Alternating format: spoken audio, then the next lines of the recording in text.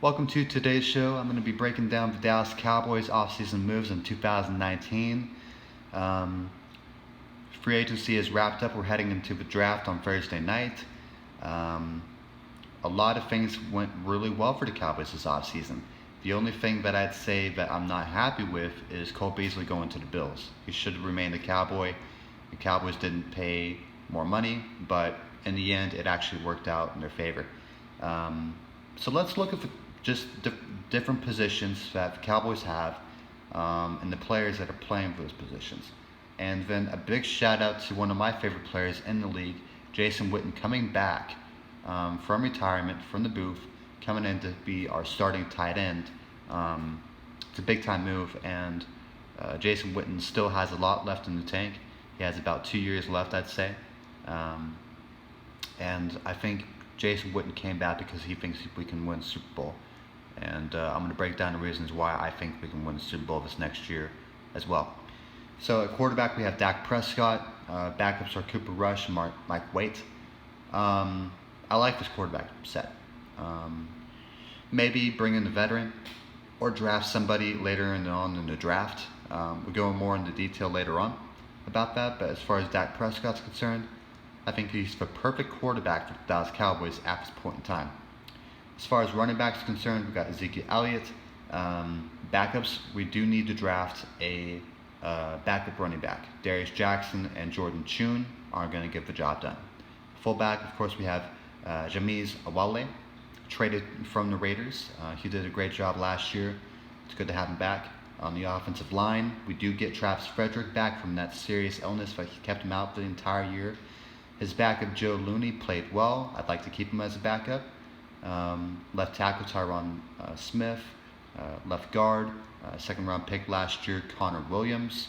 I think he's just going to continue to get better. Right guard, Zach Martin. Right tackle, L. Collins. Cameron Fleming, I'm glad we re-signed him. He's a good swing tackle, and then he can start if we need him to. Formerly of the New England Patriots. Looking at this wide receiver class, we have Michael Gallup, Amari Cooper, who we traded our first round pick to, Alan Hearns, Randall Cobb. Another notable name is Cedric Wilson, who was on IR last year, a fifth rounder from last year. This is a good wide receiver set. You don't need to really add anybody. You even got Tavon Austin that we signed to be the starting slot receiver. Currently on their depth chart, that'll change. I think this is a great offense. The only thing that I would do is maybe add a backup quarterback and a backup running back. And besides that, you've got a top 10 offense.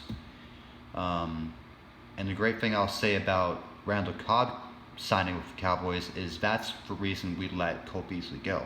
So we could bring in a guy like Randall Cobb who can play both inside and out. And in fact, what I would do is have Randall Cobb be the ever starting receiver on the left-hand side, and bring in Randall Cobb on occasional slot sets, and then that brings in Tavon Austin as a backup, which is what he should be, and Alan Hearns can be that kind of guy that goes in and just a backup, and have Michael Gallup be a backup as well. He is not starting material. As far as the defensive side of the football, you have DeMarcus Lawrence as a defensive end, Taco Charlton, who needs to improve. We did trade a pick to Robert Quinn, formerly of the Miami Dolphins. I think he's a great player. I think he should be starting on the right-hand side on that line. And you also have Dorrance Armstrong, who should be improving as well. Defensive tackle, with David Irving retiring due to his substance abuse issues, it leaves a little bit of a hole. Not a big one, but we do have Tyron Crawford, Anton Woods, Malik Collins, and Daniel Ross. These are all guys that are capable of playing, but it wouldn't hurt the Cowboys to draft a defensive tackle later on in the rounds. Linebacker-wise, we have a great set. We re-signed Sean Lee to a low-end deal, which was fantastic. I was not happy with the way that the Cowboys had Sean Lee as a will linebacker backup. He needs to go to the Sam side, or otherwise known as the left outside linebacker, and that will allow you to have Sean Lee, Jalen Smith, Leighton Vander Esch. which will probably be a top 5, if not the best, linebacker group in the NFL. If you do it that way, if you have Sean Lee be the backup, well, then you're not as good. You need to have all guys playing at once, and then you're just going to be fantastic. The Cowboys didn't do that last year, and I'm not sure why, but if they do it this year, they'll be way better off. In their secondary, they have Byron Jones and Chidobe Awuzie, with Anthony Brown playing a nickelback / slot corner. And then you have safety. The Cowboys missed out big time on Earl Thomas III. He ended up going to the Ravens, but it doesn't mean that the Cowboys can't still get a safety. They did bring in George Aluka from the Vikings, which I like as a player. I think he can definitely start on the free safety side. Preferably strong, but he can do it. And if I'm the Cowboys, the first pick that I'm taking in the second round, since we don't have a first round pick, is a safety. If we don't get a safety in the second or third round, what we need to do is go after Eric Berry. We brought him into the team facilities. We didn't sign him to a contract. The Browns are the other team competing, but it's more of an injury issue with Eric Berry. We don't know his injury status. We don't know if he's going to be able to play this year. But if you miss out on the safety in the draft, you're kind of leaving your hands tied behind your back, and so you have to get an Eric Berry. And I really do think that the Cowboys are a safety away from being a Super Bowl caliber team. That's how good this team is, and that's how good they've improved their team pre-draft. As far as kicker, I'm not a fan of Brett Maher. I am impressed by his lone 60-yard kick that he did, but just because you did one kick doesn't make you great. You got to do it on a consistent basis, and that's the thing about Brett. He's not accurate. And so we need to bring in either a veteran or an undrafted free agent to just bring him in and compete.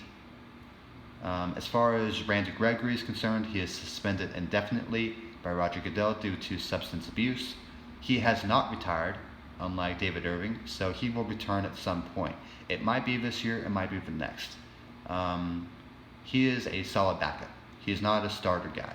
He's missed too much time, and he's getting older by the year, and so you can't rely on him to be a starter anymore. As far as the draft is concerned, which is Thursday night on April 25th, the Cowboys, of course, don't have a first round pick, but they are picking in the second round at pick number 58. And what I would do is I would take a safety, and then in the third round you got pick 90. I would take a halfback, and I would go in and bring in backup for Ezekiel Elliott, so that way, in case Ezekiel Elliott gets injured for whatever reason, you have somebody that can play. Fourth, you got 2 fourth-rounders with 128 and number 136.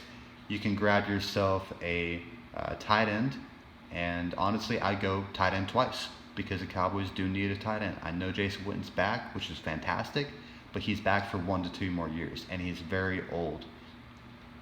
You need to bring a guy in that can learn from him how to be a starter when he retires again.